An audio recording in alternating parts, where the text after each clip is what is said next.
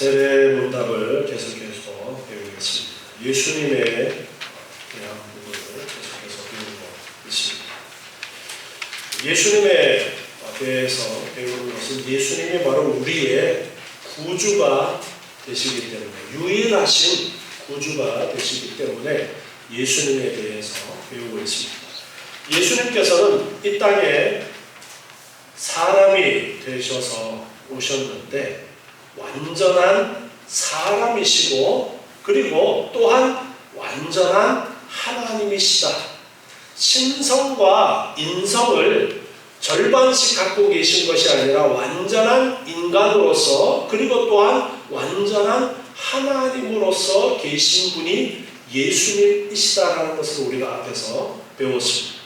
그리고 그리스도로서 기름 부음 받은 자로서의 직책들에 대해서 선지자로서 그리고 제사장으로서의 역할을 배우고, 오늘 이제 왕에 대한 부분을 배우겠는데요. 제가 문제를 읽으면 답을 읽어주시기 바랍니다. 29번 질문입니다.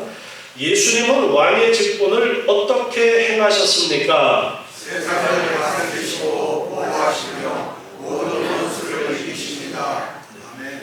왕으로서의 직분을 또한 예수님께서는 가지고 계시다라는 것을 성경은 분명하게 우리에게 가르쳐 주십니다. 오늘 읽은 요한계시록 17장 14절 말씀에서도 보면 저희가 어린 양으로 더불어 싸우려니와, 어린 양, 바로 예수님을 어린 양으로 그렇게 표현하는데요.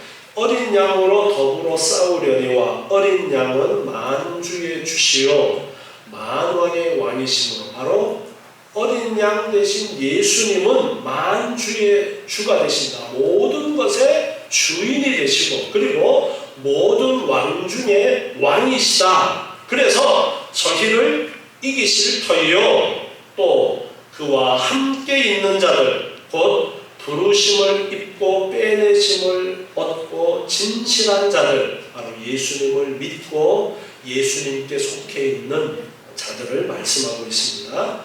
그들은 어떻게 되느냐? 이길 것이다. 그렇게 말씀하시면서 예수님의 왕되심에 대해서, 모든 왕 중에 왕 되신 예수님에 대해서 말씀하고 있습니다. 예수님께서는 이 왕의 직분을 어떻게 행하시느냐? 첫 번째로는 세상에서 사람들을 예수님께로 부르심으로써 왕의 직을 수행하십니다. 택한 백성들을 부르시는 것. 사도행전 15장 14절에 보면은, 사도행전 15장 14절에 하나님이 처음으로 이방인 중에서 자기 이름을 위할 백성을 취하시려고 저희를 권고하신 것을 시몬이 고하였다. 자기 이름을 위할 백성을 취하시려고, 자기 백성을 취하셨다. 왕으로서 자기 백성들을 불러냈다라는 것입니다. 예수님께서 왕으로서 자기 백성 삼을 사람들을 불러내셨다, 부르셨다, 선택하셨다라는 것을 말씀하고 있습니다. 선지자들의 말씀이 이와 합하도다. 기록된 바 이후에 내가 돌아와서 다윗의 무너진 장막을 다시 지으며 또 그 퇴락한 것을 다시 지어 일으키리니, 다윗의 무너진 장막이라는 것은 다윗의 후손으로서, 예수님께서 육체적으로는 다윗의 후손으로서 나셨는데, 그래서 다윗의 왕의 계보를 잇는다라는 그런 의미의 말씀인 것입니다. 그래서 왕으로서 자기 백성을 불러내어서 왕국을 세울 것이다. 그 왕국을 든든하게 하실 것이다 라는 것을 말씀하고 있는 부분입니다. 이처럼 예수님께서는 왕으로서 자기의 백성들을 불러 모으심으로써 이제 왕의 직분을 행하시는 것입니다. 창세전에 이미 예수 그리스도 안에서 우리를 택하여서 하나님의 나라 백성 삼으시려고 택하신 자들을 불러내어서 이제 그 나라 백성 삼으시는 그 일들을 통해서 왕으로서의 일을 하시는 거예요. 다음으로는 왕이면은 일꾼들을 세워서 그 나라를 다스려 가는데 예수님께서도 직분자들을 세우십니다. 에베소서 4장 11절에 보면 에베소서 4장 11절에 그가 혹은 사도로 혹은 선지자로 혹은 복음 전하는 자로 혹은 목사와 교사로 주셨으니 이처럼 하나님의 나라의 일꾼들을 세워서 하나님의 나라를 다스려 가십니다. 그리고 이사야 33장 22절 말씀에 보면요. 이사야 33장 22절 대저 여호와는 우리 재판장이시요 여호와는 우리에게 율법을 세우신 자시요 여호와는 우리의 왕이시니 우리를 구원하실 것입니다. 왕으로서 또한 율법을 세우신다 말씀하십니다. 백성들에게 계명을 율법을 수여하심으로써 왕으로서 나라를 다스리십니다. 예수님께서 왕이 되셔서 다스릴 때 그 나라를 다스리는 율법을 선포하심으로써 그렇게 나라를 다스리는 왕의 역할을 하시는 것입니다.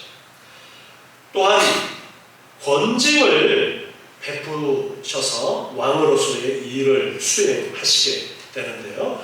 마태복음 18장 17절 말씀에 보면요. 만일 그들의 말도 듣지 않거든 교회의 말하고 교회의 말도 듣지 않거든 이방인과 세리와 같이 여기라.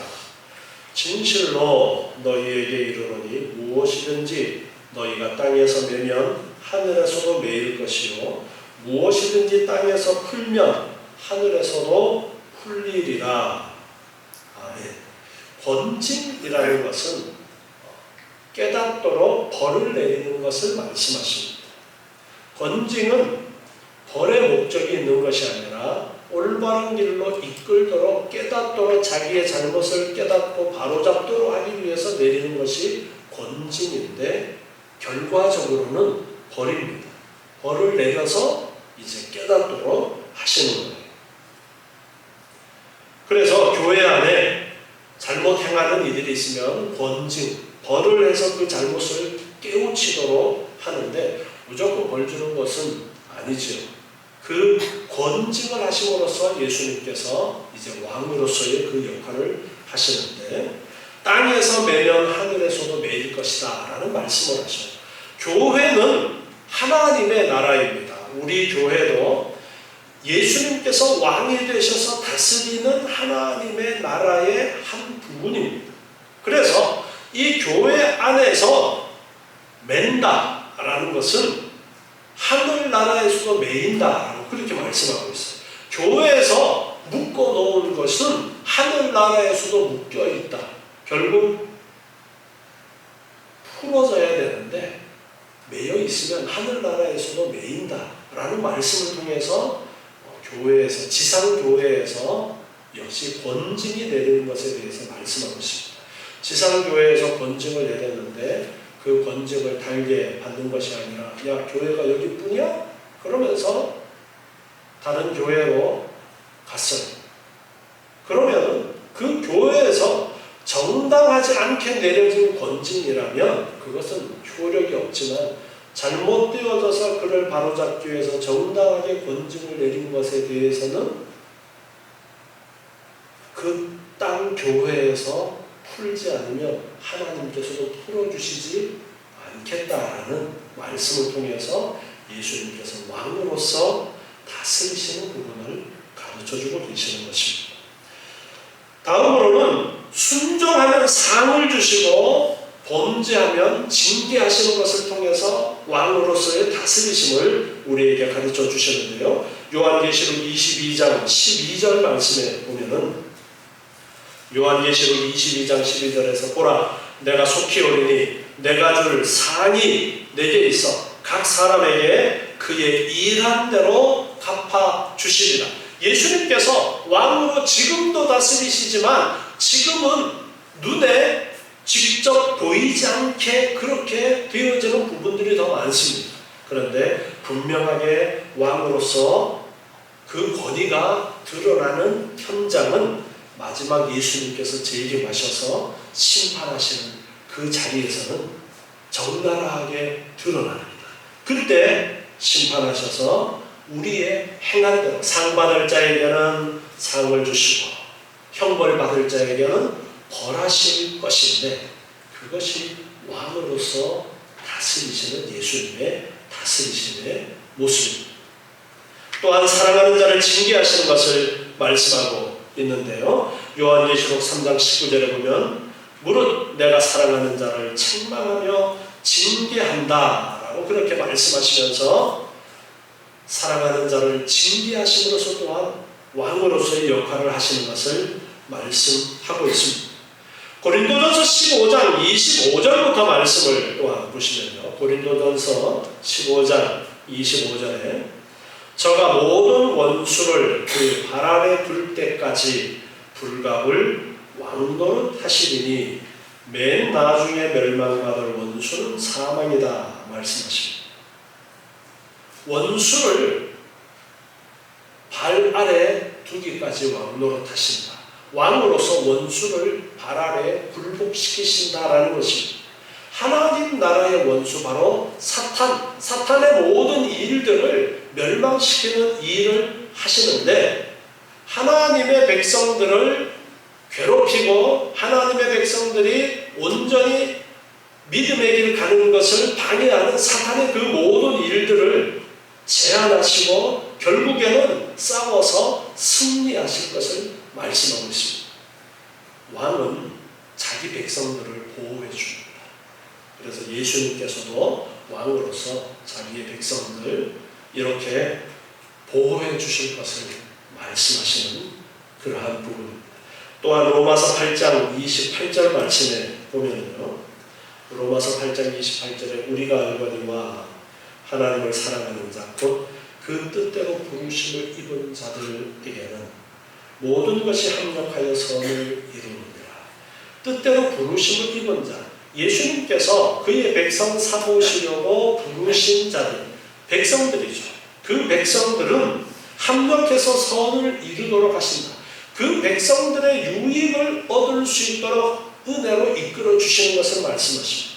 이것이 또한 예수님께서 왕으로서 다스리시는 것을 말씀하고 있습니다. 데살로니가 후서 1장 8절 말씀에서 보면요, 하나님을 모르는 자들과 우리 주 예수의 복음을 복종치 않는 자들에게는 형벌을 주시니 이런 자들이 주의 얼굴과 그의 힘의 영광을 떠나 영원한 멸망의 형벌을 받으리로다. 결국 이렇게 하나님을 대적하는 자들은 영원한 형벌에 벌하심으로써 하나님의 백성들을 구별되게 하시는, 이렇게 지금도 예수님께서는 다스리시고 영원토록 왕으로서 다스리시는 것입니다. 하나님의 나라라는 말을 합니다. 예수님께서는 하나님의 나라의 왕이십니다. 하나님의 나라가 이미 시작되었습니까? 아직입니까? 이미 시작되었습니다. 우리 교회는 하나님의 나라에 속해 있는 지상의 대사관이다, 그렇게 말할 수 있어요. 외국에 대사관이 있습니다. 그런데 그 대사관은 우리나라에 미국 대사관이 있으면은 그 대사관 울타리 안에는 어느 나라 땅이라고 인정을 합니까? 미국 땅이라고 인정을 합니다. 그것처럼 우리 교회도 하나님의 나라, 이 땅의 대사관과 마찬가지입니다.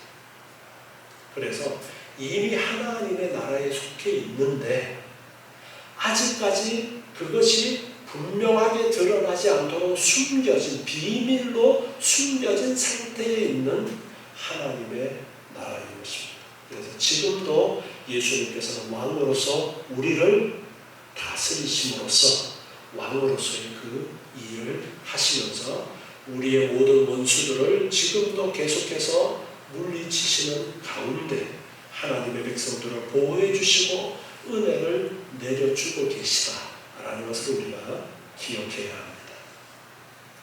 다음으로는 30번 질문입니다. 그리스도의 낮아지신 신분의 모습은 무엇입니까? 성육신, 율법에 순종하심, 고난 받으심, 십자가에서 죽으심, 그리고 장사되심입니다. 아멘. 네. 예수 그리스도에 대해서 낮아지심과 그리고 높아지심 그렇게 구분해서 표현을 하는 부분입니다. 예수님께서 어떻게 낮아지셨느냐? 첫 번째 성육신, 육체를 입고 사람을 입고 이 땅에 오신 거예요.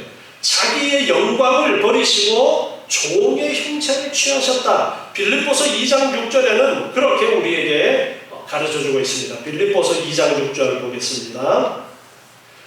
그는 근본 하나님의 본체시다. 원래 예수님은 하나님이셨다는 것을 분명하게 말씀하십니다. 원래는 하나님의 본체, 하나님이셨다. 그런데 하나님과 동등됨을 취할 것으로 여기지 아니하시고 어떻게 하셨느냐? 오히려 자기를 비워서 종의 형체를 가져서 사람들과 같이 되었다. 원래 하나님이신데 사람의 몸을 입고 사람으로 이 땅에 오셨다라는 것을 말씀하십니다. 바로 성육신. 하나님이신데 종의 형체를 가져서 사람이 되셨다라는 것입니다. 사람의 모양으로 나타나셨으며 자기를 낮추시고 죽기까지 복종하셨으니 곧 십자가에 죽으심이라 이렇게 말씀하시면서 예수님께서 육체를 입고 사람이 되셔서 이 땅에 오신 것이 바로 하늘 보좌를 버리시고 이 땅에 내려오신 낮아지심의 첫 번째 단계라는 것을 우리에게 가르쳐주고 계십니다. 갈라디아서 4장 4절 말씀도 보면은요, 갈라디아서 4장 4절에 때가 참에 하나님이 그 아들을 보내셨는데 여자에게서 나게 하시고 바로 동정녀 마리아에게 성령으로 잉태되셨죠. 여자에게서 나게 하시고 율법 아래 나게 하신 것은 율법 아래 있는 자들을 속량하시고 우리로 아들의 명분을 얻게 하려 하십니다. 우리로 아들 삼으시려고 이렇게 사람이 되셨다라는 것입니다. 두 번째 낮아지심은 율법의 순종하심입니다. 마태복음 5장 17절 말씀을 보면요, 내가 율법이나 선지자나 폐하러 온 줄로 생각지 말라. 폐하러 온 것이 아니요 완전케 하려 함이로다. 이렇게 말씀하시면서 예수님께서는 율법을 완전하게 하시려고 율법을 다 순종하신 그런 삶을 사셨습니다. 로마서 5장 18절에도 보면은요, 로마서 5장 18절에서 그런즉 한 범죄로 많은 사람이 정죄에 이른 것 같이, 누구의 범죄입니까? 바로 아담의 범죄죠. 아담의 범죄로 많은 사람이 정죄에 이른 것 같이 의의 한 행동으로 예수님의 행동을 말씀하십니다. 예수님의 의의 한 행동이라는 것은 온전히 율법에 순종하신 그 행동을 말씀하십니다. 그 의의 한 행동으로 말미암아 많은 사람이 의롭다 하심을 받아 생명에 이르렀다 말씀하십니다. 예수님께서는 이렇게 율법에 온전히 순종하셨어요. 자, 예수님은 율법에 순종하실 필요가 없었습니다. 그렇지만 사람으로 이 땅에 오셔서 만약에 율법을 순종하지 않았어요. 그러면 사람이신 예수님은 율법을 순종하지 않는 죄로 죄의 결과인 죽음을 당하게 됩니다. 그래서 예수님께서는 하나님이심에도 불구하고 사람으로 이 땅에 오셨기 때문에 율법을 온전하게 순종하심으로써 그 사람 속에 죄가 있었어요? 없었어요? 죄가 없으신 그 상태를 유지하시게 되는 거예요. 세 번째, 고난 받으심. 우리가 사도신경으로 신앙 고백할 때는 빌라도에게 고난을 받으셨다라는 것을 고백하는데요, 예수님께서는 우리를 위해서 십자가를 지시기 위에서 고난받으시는 그러한 과정들이 있었습니다.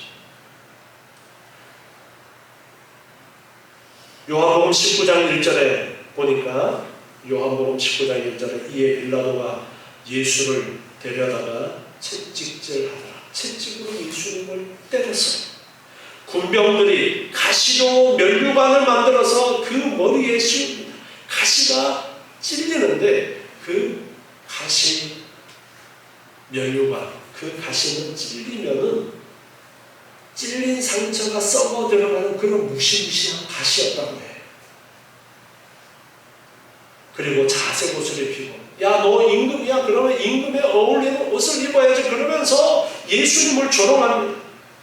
앞에 와서 가라되 유대인의 왕이여 평안할지어다 하며 손바닥으로 예수님을 때렸어. 이런 온갖 수모를 예수님께서 당하셨습니다.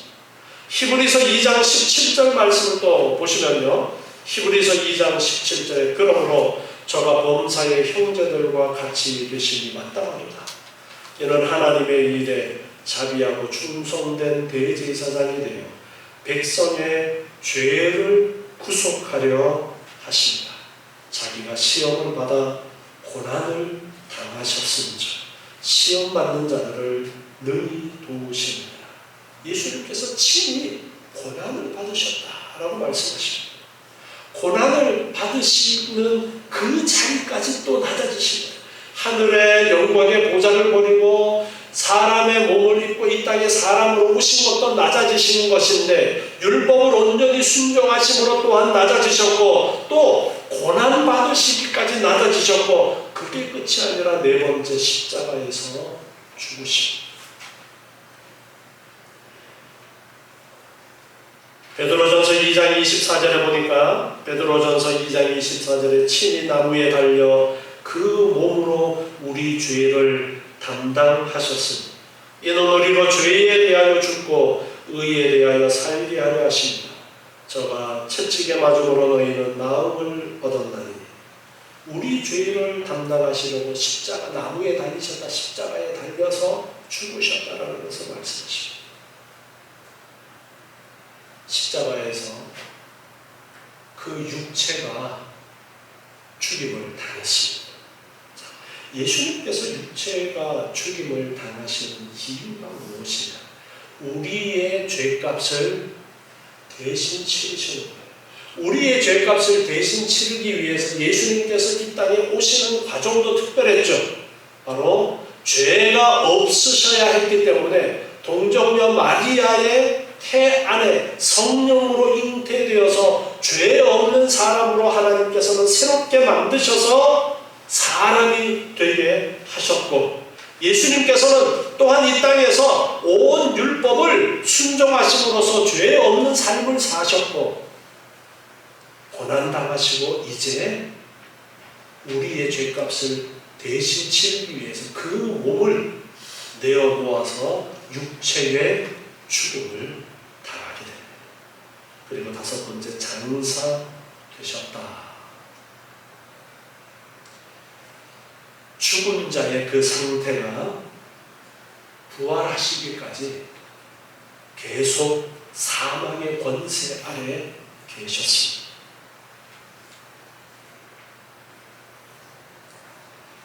마태복음 27장 57절부터 말씀해 보면 저물었을 때에 아리마대 부자 요셉이라 하는 사람이 왔으니 그도 예수의 제자라. 빌라도에게 가서 예수의 시체를 달라 하니 이에 빌라도가 내어주라 분부하거든 요셉이 시체를 가져다가 정한 세마포로 싸서 바위 속에 판 자기 새 무덤에 넣어두고 큰 돌을 굴려 무덤 문에 놓고 가니. 자, 시체. 누구의 시체예요? 예수님의 시체. 예수님께서 십자가에서 죽으셨고 이제 무덤에 장사 지낸 바 되셨습니다. 마태복음 12장 40절 말씀에 보면요. 마태복음 12장 40절에서 예수님께서 미리 예수님의 죽음에 대해서 말씀하신 부분이에요. 요나가 밤낮 사흘을 큰 물고기 뱃속에 있었던 것 같이 인자도 밤낮 사흘을 땅 속에 있으리라. 아멘. 우리가 예수님의 죽음과 장사 지낸 부분까지 낮아지신 부분을 지금 우리가 배우고 있어요. 예수님이 죽으시는 이유가 뭡니까? 왜 죽으시는 거예요? 우리의 죄값을 대신 치르시는 거예요. 그런데 선악과를 따먹고 나서 정령 죽으리라는 말씀의 그 죽음에는 세 가지로 죽음을 표현할 수 있다는 말씀을 제가 드렸어요. 첫 번째 죽음은 하나님과의 관계의 단절, 영적인 죽음. 두 번째 죽음은 육체의 죽음. 육체가 죽어서 영과 육체가 분리가 되어져. 그 죽음. 세 번째 죽음은 영원한 지옥불에 던져지는 죽음이라고 했습니다. 자, 그러면 예수님이 우리 대신해서 죄값을 치르시면 어떤 죽음을 당하셔야 되는 거예요? 첫 번째, 하나님으로부터 분리되어지는 죽음. 자, 예수님께서 마지막 십자가에 달리실 때 뭐라고 말씀하셨어요? 시편 22편의 말씀이기도 한데요. 나의 하나님, 나의 하나님, 어찌하여 나를 버리시나이까? 라는 말씀을 하십니다. 예수님께서 십자가에서 죽으실 때에 하나님으로부터 버림받는 영적인 죽음의 상태에 놓여지게 되는 거예요. 그리고 그의 육체가 죽임을 당하고 시체가 되어서 무덤에 장사 지낸 바 되어지는 두 번째 육체의 죽음을 당합니다. 자, 그러면 세 번째 지옥에 던져지는 죽음은 어떻게 되었을까요? 예수님이 지옥에 가셨을까요? 이 부분에 대해서 많은 논란이 있습니다. 그런데 전통적으로 우리가 사도신경으로 신앙 고백을 하는데 이 사도신경에 지금 우리가 한국말로 번역한 번역 말고 영어에는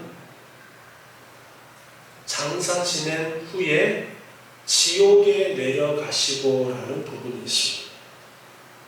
그런데 이 부분이 우리나라에서 번역해서 가지고 오면서 우리나라 사도신경도 옛날 장로교에서 쓰던 사도신경에는 이게 있었어요.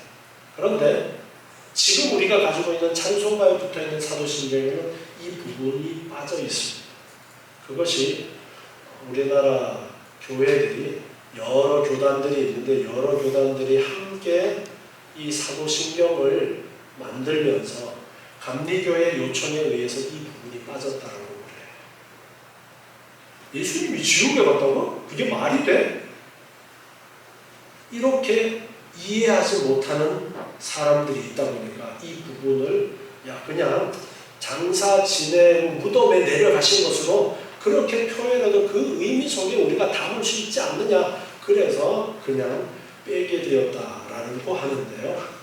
이 사도신경 안에도 벌써 교회 역사 속에 오래전에 예수님께서 지옥에 내려가셨다라는 부분의 표현을 넣었습니다. 예수님이 지금 요나 뱃속에 있는 것을 땅 속에 있다라고 표현했는데 땅 속이라는 이 의미가 지옥을 표현할 때도 사용하는 의미. 이처럼 예수님께서 낮아지심에 대해서 우리가 배울 때 예수님이 지옥에 던져지셨다라는 부분을 우리가 이해를 해야 됩니다. 예수님이 지옥에 던져지는 것이 우리가 받아야 할 죄값에 마땅한 부분이기 때문에 그렇습니다. 그래서 예수님께서 장사 지낸 바 되셨다라는 부분, 우리가 대요리 문답을 배울 때에도 이 부분을 이야기하면서 지옥에 내려가셨다라는 부분도 대요리 문답에는 담고 있는데요.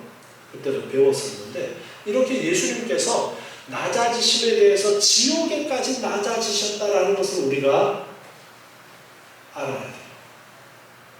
예수님이 지옥 가셨다. 자, 예수님이 사람이에요, 하나님이에요?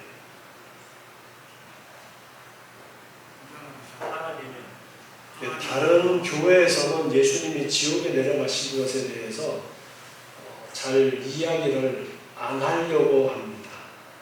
그런데 저는 이 부분을 설명을 하는 것이 유익이 되겠다 해서 지금 설명을 하는 거예요. 우리의 죄값을 대신 치르기 위해서 예수님은 지옥에 내려가셔야 됩니다. 그래야 그 죽음의 대가까지 예수님이 대신 치르시는 거예요. 그래서 성경 속에서 예수님께서 지옥에 내려가신 부분에 대한 그러한 부분이 없는 것이 아니에요.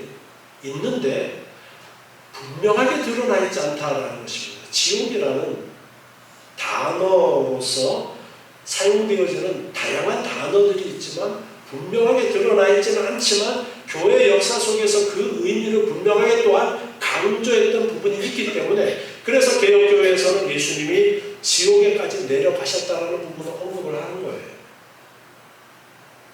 우리의 죄값을 완전히 치르시려면 예수님은 지옥에까지 내려가셔야 됩니다. 자, 예수님은 사람이십니다. 또한 하나님이십니다. 사람이기 때문에 죄값을 대신 치르는, 죄 없는 몸으로 죄값을 대신 치르면서 영적인 죽음과 육체적인 죽음과 영원한 죽음인 지옥에 던져지는 그 상황까지 예수님께서는 내려가셨다라고 우리가 이해를 해야 되는 거예요. 그래서 여기 장사 지낸 바 되셨다라는 부분 안에 제가 예수님께서 지옥에까지 내려가신 것이다라는 부분을 언급을 하겠습니다. 자, 그리고 31번, 그리스도의 높아지신 신분의 모습은 무엇입니까? 부활, 승천, 하나님의 편에서 다스리신, 그리고 세상 끝날의 심판주로 이 땅에 재림하시는 것입니다. 아멘. 자, 예수님이 죽으셨어요. 사흘째, 정확하게는 사흘째 부활하셨죠. 금요일날, 지금 우리의 시간으로 봤을 때 금요일날 십자가에서 죽으시고, 안식일인 토요일을 지나고 주일 새벽에 부활하신 것으로 그렇게 성경이 기록하고 있습니다. 사흘째 부활, 3일 만에 부활하신 것이죠. 그때까지는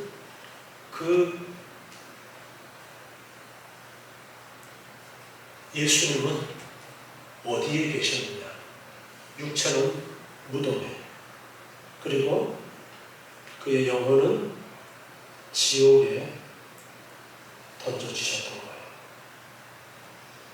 그런데 이제 제일 바닥까지 낮아지셨어요. 왜? 우리를 대신해서 죄값을 치르기 위해서. 예수님이 그렇게까지 하신 거예요. 고난당하시는 것으로 끝이 아니라, 죽으시는 것으로 끝이 아니라 지옥불에까지 내려가시는 그 낮아지심의 단계까지 예수님께서 가셨어요.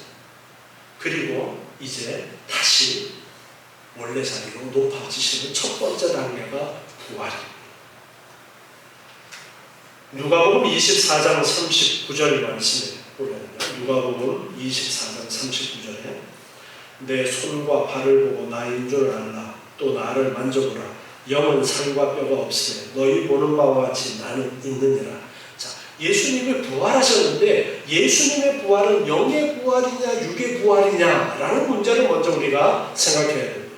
예수님의 부활은 영의 부활이었습니까? 육의 부활이었습니까? 육의 부활입니다. 영과 육이 함께 부활하신 거예요. 영혼만 부활하신 것이 아니에요. 영과 육이 함께 부활하신 거예요. 그래서 야, 내 몸이 부활한 거 만져봐 라고까지 말씀하시는 거예요. 그래서 예수님은 영만 부활하신 것이 아니라 육체까지 부활하신 완전한 사람으로서의 부활을 하셨다라는 것을 우리에게 가르쳐 주십니다. 그리고 로마서 6장 9절 보면은요, 이는 그리스도께서 죽은 자 가운데서 사하셨음에 다시 죽지 아니하시고 사망이 다시 그를 주장하지 못할 줄을 알미로라.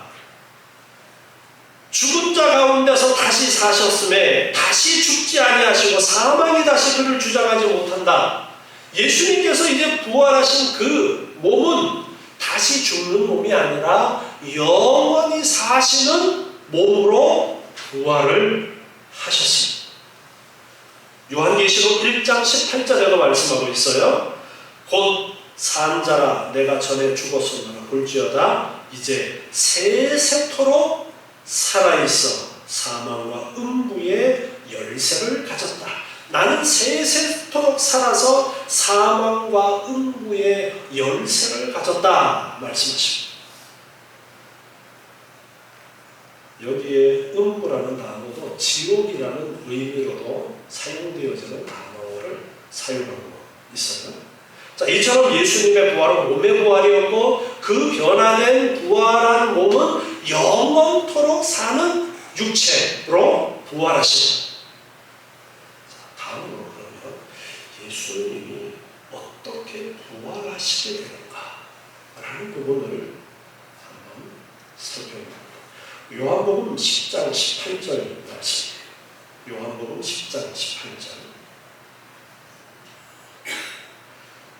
이를 내게서 빼앗는 자가 있는 것이 아니라 내가 스스로 버리노라. 나는 버릴 권세도 있고 다시 얻을 권세도 있으니 이 계명은 내 아버지에게서 받았노라. 자, 내가 스스로 버린다. 예수님의 죽음에 대해서 말씀하시는 거예요. 내가 스스로 내 목숨을 내어놓는 것이다. 그래서 버릴 권세도 있고 다시 얻을 권세도 있다. 자, 예수님의 그 육체를 우리를 위해서 내어놓아야 되는 의무가 있어요? 예수님에게 없습니다. 의무가 없습니다. 그런데 예수님은 예수님의 스스로의 결정으로 그 몸을 사람이 되셨고, 그리고 사람이 되신 후에 그 몸을, 그 사람됨을 우리를 위하여 죽음에 내어 놓으셨다는 것을 말씀합니다. 거기에서 내가 스스로 버리노라라는 표현을 쓴 거예요. 그러면서 나는 버릴 권세도 있고 다시 얻을 권세도 있다라고 말씀하십니다. 다시 얻는다라는 게 뭐예요? 생명을 다시 얻는 거예요. 즉 부활을 말씀하시는 거예요. 그 권세, 여기 권세라는 단어는 능력을 표현하는 단어예요. 능력. 내가 다시 생명을 얻을 수 있는 능력도 내가 가지고 있다라는 것을 말씀합니다. 로마서 1장 4절 말씀도 봅니다. 로마서 1장 4절에 성결의 영으로는 죽은 가운데서 부활하여 능력으로 하나님의 아들로 인정되셨습니다. 곧 우리 주 예수 그리스도십니다. 이 말씀을 보면 죽은 가운데서 부활해서 하나님의 아들로 인정되셨다라고 말씀하고 있어요. 그러면서 죽은 가운데서 부활하여 능력으로 하나님의 아들로 인정되셨다. 자, 죽은 가운데서 부활이 수동이에요, 능동이에요? 죽은 가운데서 부활하셨다. 수동이에요, 능동이에요? 제가 갑자기 국어 시간만 들어서 죄송한데요. 우리나라에는 능동, 수동이 그렇게 큰 비중을 차지하지 않는데 이 헬라어나 히브리어에서는 상당히 중요한 의미의 차이가 있는데요. 예수님이 부활하셨다라는 지금 이 부분은 능동입니다. 누가 부활했냐? 예수님이 부활했다라는 거예요.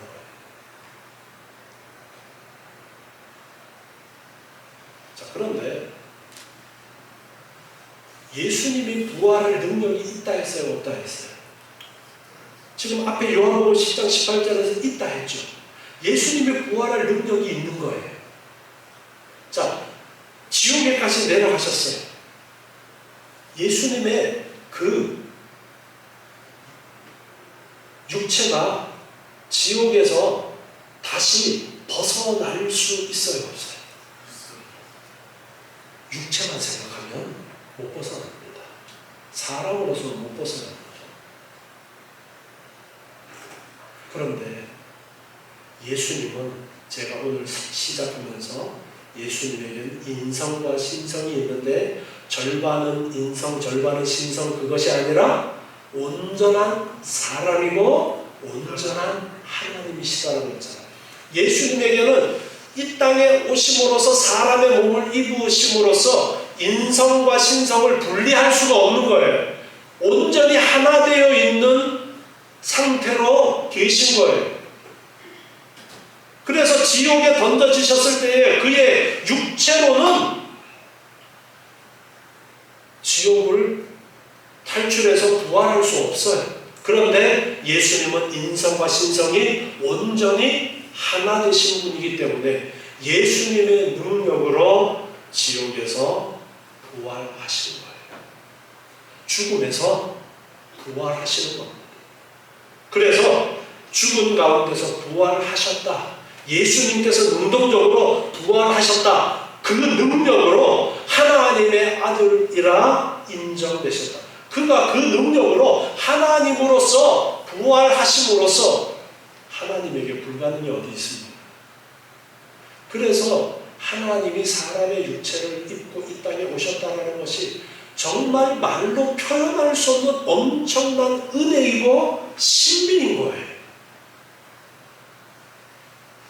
그런데 사도행전 2장 22절 말씀 보면요, 사도행전 2장 22절에 이스라엘 사람들아 이 말을 들으라. 너희도 아는 바에 하나님께서 나사렛 예수로 큰 권능과 기사와 표적을 너희 가운데서 베푸사 너희 앞에서 그를 증거하셨느니라. 그가 하나님의 정하신 뜻과 미리 아신 대로 내어준 바 되었거늘 너희가 법 없는 자들의 손을 빌어 못 박아 죽였으나 하나님께서 사망의 고통을 풀어 살리셨으니 이는 그가 사망에게 매여 있을 수 없었습니다. 자, 여기 24절에 보면 하나님께서 사망의 고통을 풀어 살리셨다. 하나님께서 살리셨다라는 표현을 씁니다. 23절에 하나님의 정하신 뜻과 미리 아신 대로 내어준 바 되었다. 여기에서는 예수님을 십자가에 내어주고 부활하게 하신 것을 하나님께서 하셨다라고 표현합니다. 사도행전 13장 30절에서 하나님이 죽은 자 가운데서 저를 살리신지라 하나님께서 살리셨다라고 말씀하십니다. 또 로마서 8장 11절 보면요, 로마서 8장 11절에 자, 예수를 죽은 자 가운데서 살리신 이의 영이, 자, 예수를 죽은 자 가운데서 살리신 이가 있어요. 그리고 그 영이 너희 안에 거하시면 그리스도 예수를 죽은 자 가운데서 살리신 이가 너희 안에 거하시는 그의 영으로, 자, 여기에 그의 영이라는 누구를 말씀하시는 것으로 이해할 수 있어요? 성령님으로 이해할 수 있습니다. 그리고 살리신 이는 누구예요? 하나님이시죠. 성부 하나님으로 이해할 수가 있죠. 성부 하나님이 살리셨고 너희 안에 거하시는 그의 영으로 말미암아 너희 죽을 몸도 살리시리라. 우리의 부활도 우리 안에 거하시는 성령으로 말미암아 이루어진다고 했어요. 그런데 예수님께서 세례를 받으실 때에 장면을 한번 떠올려 봅시다.